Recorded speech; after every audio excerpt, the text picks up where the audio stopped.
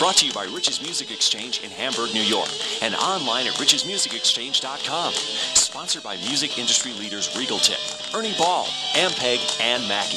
And now, your hosts, Rich Rogan-Moser and co-host, The Doctor. 2, 1, 2, 3, 4.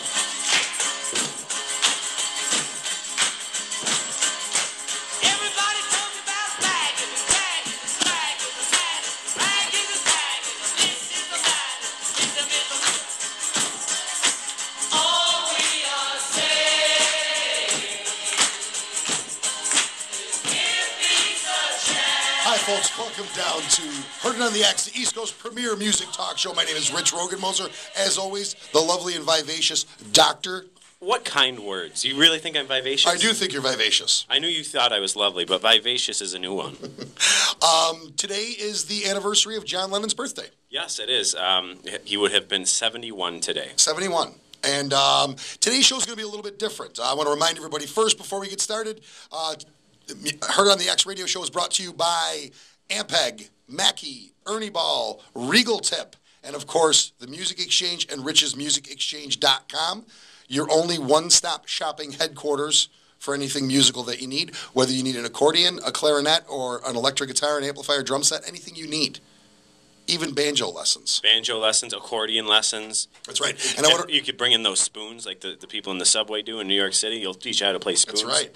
And I want to remind everybody that we do pay cash for used musical instruments. So if you've got used instruments sitting around doing nothing for you, no matter what they are, whether they're band instruments, whether they're banjos, electric guitars, drum sets, we will give you cash for them. Take them off your hands. Spoons. Spoons. Really into the spoons today. Spoon man. Saw a spoon solo the other day. I'm thinking about taking it up. Did you? Yeah. Today's show is going to be a little bit different. There's a lot of things going on, and there's a lot of things that really have affected music. We've got Steve Jobs passing. We've got John Lennon's birthday. We've got Paul McCartney, who chose John Lennon's birthday to get married. This is what, his fourth? Third. Okay. Third marriage. And we're going to get into that in a second. But if you want to join the conversation, we're going to do an open phone show, which we've never done before. 803-1520. Just give us a call if you want to tell us what your thoughts are. We want to touch on Occupy Wall Street, too. It's in its 22nd day now? Yeah. So it's spread to quite a few cities. Want to know what your thoughts are on it. We talked about it last week, and we had some people interested in calling in and talking about it. So, yeah, definitely something that we want to talk about. The funny thing about Occupy Wall Street, let's start there right now. Okay. The funny thing about Occupy Wall Street is when the movement started, one of the knocks that the mainstream media has given it attention now, because they have no choice but to give it attention. But one of the knocks that they keep saying is that there's really no concerted effort, no pinpoint demands. No objectives. Yeah, exactly, with no main objective. In my opinion, though, my question, actually not even in my opinion, my question, because I don't want to shape anybody's opinion. I want to hear what your opinion is. Are they brilliant for not having a clear objective? In other words, say that they were only interested in the bank bailouts. Yeah. Well, people that are interested in the jobless rate couldn't get involved in it. Right now, you've got a bunch of different people and a bunch of different ideas all floating around at the same time. I see where you're going. You're saying basically, I mean, people can just come together, and if you're mad about this, and this, and someone else is just mad about this and this. Right, yeah. You can still come together and be mad together. During the civil rights marches. Not mad, but I mean, show that you're upset and you want change. Correct, yeah. I mean, and I do think that it gives you kind of an all-over-the-road objective. But, I mean, I've been following it pretty closely, and there's people that want to end the Fed. There's people that want to, do something about the exportation of our jobs. There's people who want to do something about bank bailouts and this new round of quantitative easing that they're talking about, where the government's going to infuse money. And it seems to me, everybody's putting a face on it. It seems the Democrats have wanted their face on it now, although nobody wanted to put their face on it in the beginning. Yeah. The Republicans have taken a hardline stance against it. it seems like to me that there really is no political face on it. I think that from what I see, at least, people are aggravated with both sides, and it also. I really hope that there doesn't become a political face. Yeah, well, the Democrats are trying their hardest to put a political face on it, I think. And in certain cases, I guess that the Democrats want to use it as their answer to the Tea Party. Yeah. Which the Tea Party's been heavily associated with, an extension arm of the Republican Party, which I don't even know if the Tea Party started out that way either, to be honest with you. But now that you can get in there and start manipulating things, they're putting spin on it left and right. So what do you think? Do you think that was a brilliant move on their part, or do you think that was just it just shows the overall frustration of almost every person in this country, and there's a lot of crazy things going on. There's reports that are saying one in six families are living below the poverty level. You've got 9.1% unemployment, which it's been hovering around 9 for quite a long. I think we're going on our second year of it being, 8.75, 8.5, 9, 9.2. Mm-hmm.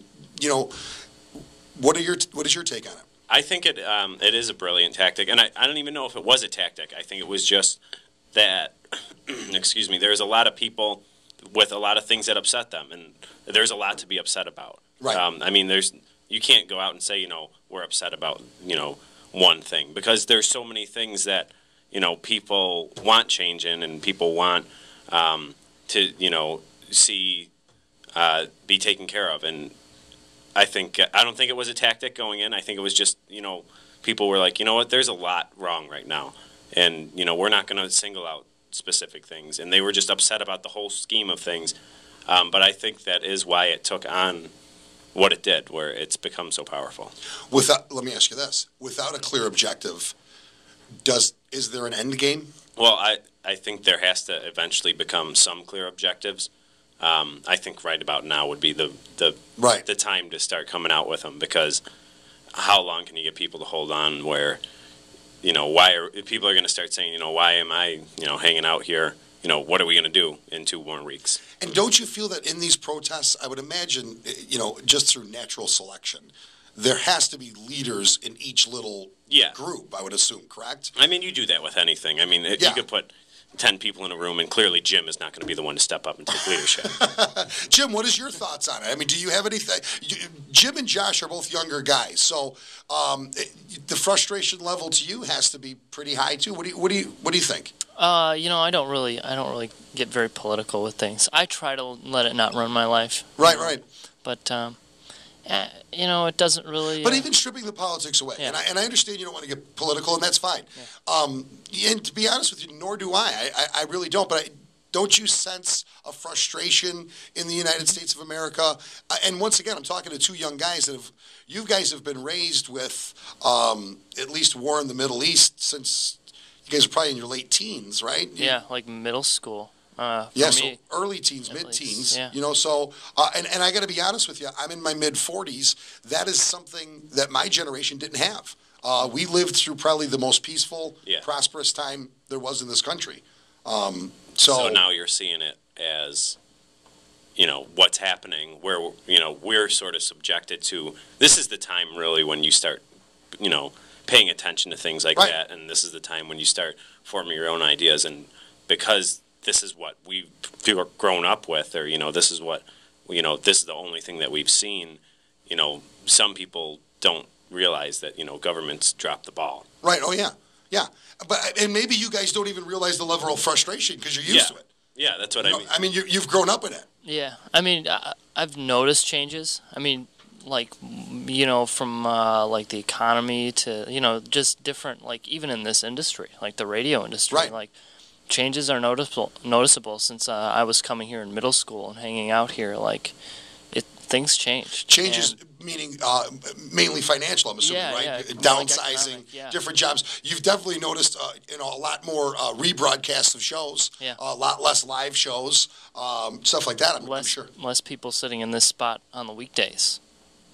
So less engineers actually being in, producers, engineers actually being in. It's all about the computers now. That's exactly. So very interesting. There's an interesting take on the whole thing. How do you think John Lennon would be reacting to? He'd probably be down there without a shirt on, playing guitar, telling people, He would be 71. So I don't know. You don't think he'd still be a hard body? he seems like a 70-year-old hard body to me. Yeah, I do. I could see. go there. I could see John Lennon doing the P90X. Yeah, just keeping himself in shape. Sure. Matter of fact, just after the Bills game, there was like this crazy Pilates chair that Susan Lucci was hawking. Oh, really? Yeah. Oh, yeah. I think he would probably be into that. He probably would. He was totally into big business. I'm pretty sure. He's all about corporate. Let me ask you a question about John Lennon. I mean, how well versed are you on John Lennon? Did you ever pay attention to him, or no? Well, yeah. I mean, I never. I mean, there's a lot of people that are really big into John Lennon. Where people name their kids Lennon, after him and stuff. But I mean, I know a fair share about him. I never, went, and read books and books and books about him and all that. But I mean, I'm, probably among the average John Lennon connoisseur. When Lennon was very politically active, post Beatles, and then him and Yoko, they had that bet in. I think they did it up in Toronto, and they were on basically a press junket all over the place, talking about the Vietnam War, talking about everything. A lot of people actually accused Yoko and John of forwarding their own brand, as opposed to really being politically active, just trying to keep themselves. They were making an awful lot of money too back then. So, I don't know how you feel about that, or I mean, do you feel he was honorable in his intentions, or do you feel that he was forwarding his own brand? As far as I know, I mean, like you said, you lived through it. Or you actually I did it. Well, no, you didn't. There's a couple great documentaries on there where he's actually called out on it. But I don't know. I haven't really looked far into that. But as far as I know, I'm pretty sure his intentions were of the best. How do you feel about artists becoming politically active? See, now here's the thing. I've been at shows where the artist will go up and in between songs, here we go with a 10-minute rant about Bush, or here we go. Right. I mean, Pearl Jam did it a lot. The Pearl Jam's album, I think it was the self-titled one, Pearl Jam, that came out during the Bush administration.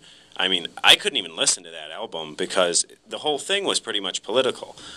So, I mean, I think there's a time and place for it. I think if you want to talk about it as an artist, go ahead. But don't take up 10, 15 minutes of your show doing it. Don't, devote your entire album to it. I don't know. I mean, I could see devoting an album to it, but don't expect all your fans to, be all. It's a great way to alienate people. I mean, it really is, talking about politics or talking. If you have no problem alienating people, go for it. And I've always said this. I respect Elvis a lot for this, because Elvis was being asked this question about Vietnam a ton, and he refused to answer it. He would say, "Look, I'm an entertainer. It's not for me to say." However, I'll freely admit I'm a huge Springsteen fan, and 90% of the time I don't know if I agree with his politics. And there's actually been a couple times where I've actually walked out. I walked out on the Rising tour. I'll admit it. Yeah, you did. You did tell me that. Yeah, he went on a rant. He went on a super rant, and it was just. And I appreciate that, and I appreciate that we live someplace where you can do that. But I don't know about mixing, politics and music. But then again, Lennon's legacy, really, the very first thing you think of is the Beatles. The second thing you think of is political activism, don't you feel? Yeah. Bono, I mean, don't you feel that Bono is kind of he's definitely on that line of even George Clooney. Yeah. I mean, so there's a lot of them. Oh. All right. Once again, folks, if you want to join the conversation, give us a call at 803-1520. We're going to take a short pause and go to the phone. Stick around, folks. Heard it on the X.